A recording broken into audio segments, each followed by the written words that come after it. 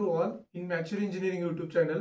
तर आजच्या व्हिडिओमध्ये आपण सेकंड इयर मेकॅनिकल इंजिनिअरिंग 2019 आणि 24 पॅटर्नचा इंजिनिअरिंग थर्मोडायनामिक्स यातले काही आयएमपी पॉइंट्स, न्यूमेरिकल आणि डेरिव्हेशन डिस्कस करणार आहे. तर यामध्ये सर्वात पहिल्यांदा आहे युनिट नंबर 2. डायरेक्ट मी युनिट नंबर 2 का घेतलाय तर ऑलरेडी आपल्या युट्यूब चॅनलवरती युनिट नंबर 1 वरती डिटेल एक्सप्लेनेशनचा व्हिडिओ आहे, ते तुम्ही व्हिजिट करून बघा नक्की. ओके, त्यानंतर युनिट नंबर 2 आहे जो आहे ideal gas equation and second law of thermodynamics. यातले काही इम्पॉर्टंट नाही का थेरी क्वेश्चन्स आहेत, हे तुम्हाला नाही का प्रिपेअर करायचे. मी या व्हिडिओमध्ये फक्त डिस्कस याचं करणार आहे युनिट, आणि त्यामधले क्वेश्चन कोणत्या टाइपचे विचारले जातात आणि किती मार्काला विचारले जातात आणि किती पॉसिबिलिटी आहे ते येण्याचे. ओके, तर हे पॉइंट तुम्हाला नाही का लर्न करून जायचे, प्रॉपर प्रिपेअर करून जायचंय. तर यामध्ये आपण पहिलं बघणार आहे derive the ideal gas equation. Okay, तर यामध्ये जो PV is equal to MRT आहे हे नाही का तुम्हाला डिराइव्ह करायचं आहे. हा 6 ते 7 मार्काला येणारा क्वेश्चन आहे. ओके, यामध्ये असं असतं की state and explain and derive the ideal gas equation और prove the PV is equal to MRT, अशा टाइपचा क्वेश्चन तुम्हाला नाही का या ठिकाणी बघायला मिळेल. ओके, तर त्यानंतर आहे second explain the constant pressure, constant volume, constant temperature. म्हणजेच काय, तर तुमची जे काही प्रोसेस आहे Boyle's law, Charles law, Avogadro's law, या लॉ आहेत त्या लॉ तुम्हाला एक्सप्लेन करायचे आहेत. आता बघा, बॉयस लॉ मध्ये काहीतरी कॉन्स्टंट आहे, चार्ल्स लॉ मध्ये व्हॉल्यूम आहे, अवोगाड्रोज लॉ मध्ये नंबर ऑफ मोल्स आहेत.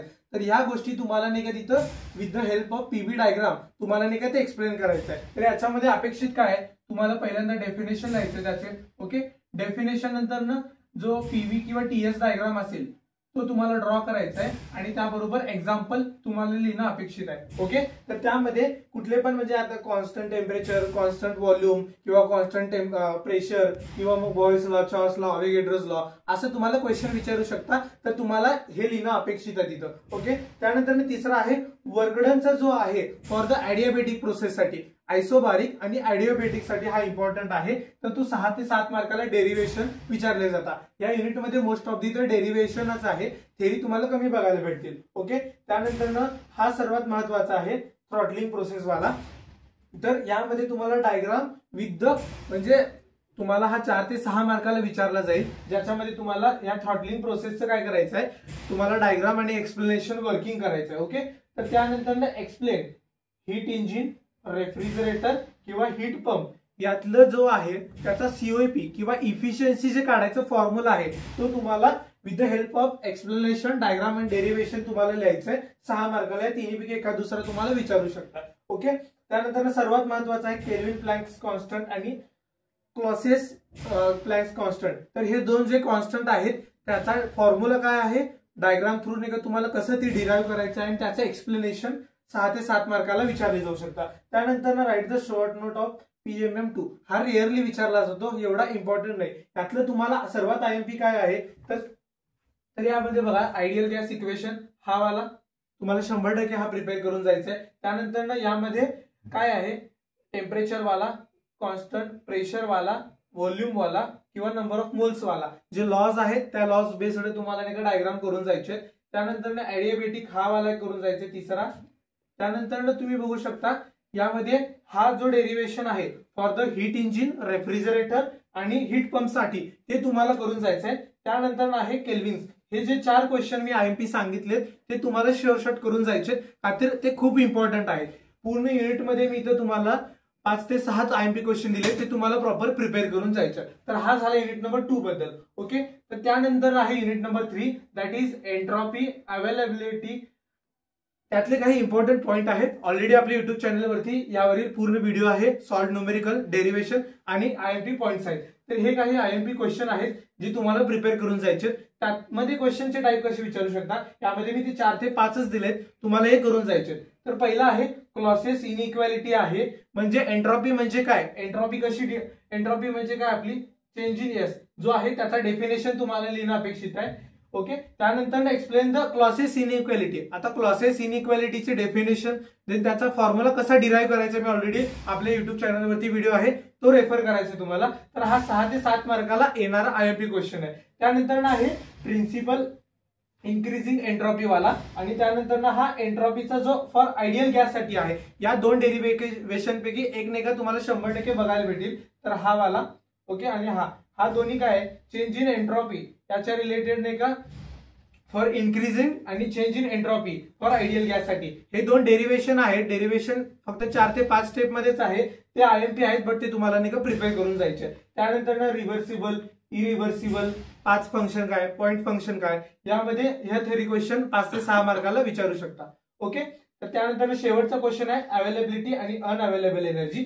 यामध्ये तुम्हाला अवेलेबिलिटी म्हणजे काय, त्याचं टाईप काय आहे, एक्झाम्पल काय आहे आणि ते डिफाईन कशी केली जाते. आणि सेम अनअवेलेबल एनर्जीसाठी तुम्हाला तसंच करायचं. तर यामध्ये 4 ते 5च क्वेश्चन आहेत.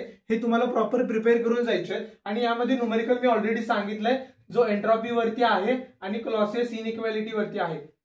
ओके. क्लॉसियस इनइक्वॅलिटी वरती ह्या 2 पॉईंट वरती न्यूमेरिकल 100% विचारले जातात आणि हे 2 पॉईंट तुम्हाला कव्हर करून जायचे. ओके. आणि हे क्वेश्चन आहे जे तुम्हाला प्रिपेअर करून जायचं आहे. त्यानंतर ना हे आपलं unit number 4, that is the properties of pure substance and vapour pressure cycle. तर याच्यामध्ये काय, हे जे आयएमपी पॉइंट्स आहेत ते तुम्हाला प्रिपेअर करून जायचे. त्यातल्या त्यात काही आयएमपी क्वेश्चन आहेत 4-5, ते तुम्हाला मी सांगतो. ओके. तर यामध्ये बघा, एक्सप्लेन फेज ट्रान्सफॉर्मेशन आणि transformation with the steam diagram. हा तितकासा इम्पॉर्टंट नाही आहे, बट तुम्ही हे प्रिपेअर करून जाऊ शकता. हा स्किप जरी केला तरी चालेल. ओके. बट जो नेक्स्ट आहे ड्रायलिसफॅक्शन वाला and explain separating, throttling and combine वाला. हे ते कंबाईन वाला इथं मिसिंग आहे. तर कंबाईन वाला, कंबाईन मध्ये काय आहे, कंबाईन मध्ये काय असणार आहे, तर तुमचा जो सेपरेटिंग वाला आहे आणि थ्रॉटलिंग वाला आहे त्या दोन्हीचं कॉम्बिनेशन असणार आहे. सपोज हा सेपरेटिंग आहे, ओके, प्लस थ्रॉटलिंग आहे. या दोन्हीचे मिळून जो बनतो तो आहे कंबाईन वाला तुमचा. ओके. तर तुम्हाला तो वाला हे तिन्ही करून जायचे, सेपरेटिंग, थ्रॉटलिंग आणि कंबाईन वाला. आणि ट्रान्सफॅक्शन म्हणजे काय, आता इथे लिहिणे काय अपेक्षित आहे, ट्रान्सफॅक्शनची डेफिनेशन, डायग्राम काढायचा आहे आणि त्याचं एक्सप्लेनेशन तुम्हाला करायचं आहे, ऍडव्हान्टेज डिसएडव्हान्टेज. त्यानंतर रँकल सायकल, त्याचा पीव्ही डायग्राम आणि कार्नोट सायकल याचा पीव्ही डायग्राम. हे जे 2 आहेत त्याचं तुम्हाला derivation, PV diagram, TS diagram आणि एक्सप्लेनेशन, फॉर्म्युला, ह्या 5 गोष्टी तुम्हाला लिहिणं अपेक्षित आहे. हे जे आहे ते 2 इम्पॉर्टंट क्वेश्चन आहेत, ते तुम्हाला 100% येणार आहेत पेपरमध्ये, तुम्हाला प्रिपेअर करून जायचं आहे. त्यानंतर ना लास्ट क्वेश्चन आहे सुपर हिट आणि boiler for the Rankine cycle, म्हणजे boiler for the pressure Rankine cycle. हा पॉईंट तुम्हाला काय करायचा आहे, प्रिपेअर करून जायचं आहे. त्यातल्या त्यात आयएमपी काय आहे, हा आहे फर्स्ट वाला, that is the transaction, separating, throttling आणि कंबायनिंग वाला. देन सेकंड आहे हा कार्नोट वाला, थर्ड आहे रँकन वाला. हे करून जायचे आणि यावरती बेस्ड न्यूमेरिकल तुम्हाला प्रॉपर करून जायचे. ओके. तर त्यानंतर ना लास्ट युनिट आहे आपला, that is unit number 5. Title आहे त्याचा आपला युनिटचा स्टीम जनरेशन बॉयलर. तर यामध्ये बॉयलरमध्ये न्यूमेरिकल खूप सोपे आहेत. तुम्हाला 14 ते 17 मार्क, आता 2024 साठी 14 मार्क आणि 2019 जो आहे त्यासाठी 18 मार्क. ह्या दोन्ही सुद्धा मार्क नाही का तुम्हाला शुअर शॉट होणार आहेत, का तर हा युनिट खूप इझी आणि न्यूमेरिकल फिक्स्ड आहेत. ते 2च टाईपचे न्यूमेरिकल 100% तेच फॉर्म्युला फक्त तुम्हाला रटायचा आहे, गिव्हन व्हॅल्यू पुट करायचे, कन्व्हर्जन करून फायनल आन्सर करायचा आहे. न्यूमेरिकल सोपं आहे, थेरी ऑल्सो सोपं आहे. तर यामध्ये तुम्हाला हे इम्पॉर्टंट पॉईंट आहेत ते तुम्हाला कव्हर करायचे. त्यातल्या त्यात इम्पॉर्टंट थेरी काय आहे मी तुम्हाला सांगतो. Classification of boiler and explain water 2.5 tube. आता हे 2 क्वेश्चन मी कंबाईन केलाय. क्लासिफिकेशन ऑफ बॉयलर हा एक वेगळा टाईपचा क्वेश्चन बनतो. त्यानंतर वॉटर ट्यूब आणि फायर ट्यूबचा डिफरन्स किंवा कंपॅरिझन हा एक सेकंड क्वेश्चन बघतो. तर हा 6 ते 7 मार्काला तुम्हाला आयएमपी आहे, जो एक्झाम पॉइंट ऑफ व्ह्यू विचारू शकता. ओके. तर त्यानंतर ना आहे आपला बिकॉक किंवा वेलॅक्स किंवा लेमंट बॉयलर. हे जे 3 टाईपचे बॉयलर आहे, फ्रिक्वेंटली हेच विचारलेलं आहे. बॉयलरचे तसे 8-10 टाईप आहेत, बट तुम्हाला तेवढे कॉम्प्लेक्स डायग्राम करणं डिफिकल्ट जाईल. तर त्यासाठी हे 3 डायग्राम आणि त्यावरती त्याचं एक्सप्लेनेशन, वर्किंग कसं होतं आणि ऍडव्हान्टेज डिसएडव्हान्टेज हे तुम्हाला प्रिपेअर करून जायचे. हा म्हणजे हे त्यातल्या त्या 3 इम्पॉर्टंट बॉयलर आहे जे विचारू शकता. ओके. त्यानंतर ना काय, फंक्शन ऑफ द बॉयलर माउंटनिंग आणि ऍक्सेसरीज. यामध्ये त्याचं फंक्शन काय, लोकेशन काय आणि त्याची डायग्राम हे 3 अपेक्षित आहे. माउंटनिंग आणि ऍक्सेसरीज हे 2 वेगवेगळे क्वेश्चन विचारले जातात. ओके. यामध्ये तुम्हाला मिनिमम 4 माउंटनिंग किंवा ऍक्सेसरीज एक्सप्लेन करणं अपेक्षित आहे. त्यानंतर ना rate of performance of the steam generation. हा इन केस जर का तुम्ही स्किप केला तरी चालेल, इतकासा आयएमपी नाहीये. बट जे मी तुम्हाला सांगतोय, जे मी क्रॉस करत नाही किंवा आयएमपी म्हणतोय, ते तुम्हाला 100% शुअरशॉट करून जायचे. ओके. त्यानंतर ना explain natural draft and determine the height of chimney. हे सुद्धा 2 आहेत. आता याच्यामध्ये एक्सप्लेन नॅचरल ड्राफ्ट मिनिमम तुम्हाला 3 ते 4 एक्सप्लेन करायचंय आणि हाईट ऑफ चिमनीचा एक डेरिव्हेशन आहे, तो डेरिव्हेशन सुद्धा तुम्हाला प्रिपेअर करायचा आहे. त्यानंतर ना लास्ट क्वेश्चन आहे आपला compare forced, inclined and balanced rough. हा सुद्धा एक आयएमपी क्वेश्चन आहे ज्याच्यामध्ये तुम्हाला हे एक्सप्लेन करणं अपेक्षित आहे. ह्याचा कंपॅरिझन तुम्ही करा जेणेकरून तुम्हाला एक्झाम मध्ये एक्सप्लेन करायला सोपं जाईल. तर हे जे आहेत आपले टोटल इव्हेंट हे आहेत 5 युनिट, तर ते तुम्हाला एक्सप्लेन करायचे. जे मी तुम्हाला आयएमपी पॉईंट सांगितलेत तेच तुम्हाला प्रिपेअर करायचे जेणेकरून तुम्ही एक्झाम मध्ये लिहू शकता. ओके, जर का तुम्हाला एखाद्या सब्जेक्टमध्ये किंवा टॉपिकमध्ये डिफिकल्टी वाटत असेल तर तुम्ही कमेंटमध्ये किंवा मला डीएम करू शकता जेणेकरून नेक्स्ट व्हिडिओ मी त्या टॉपिकवरती बनवेन. Okay, so thank you.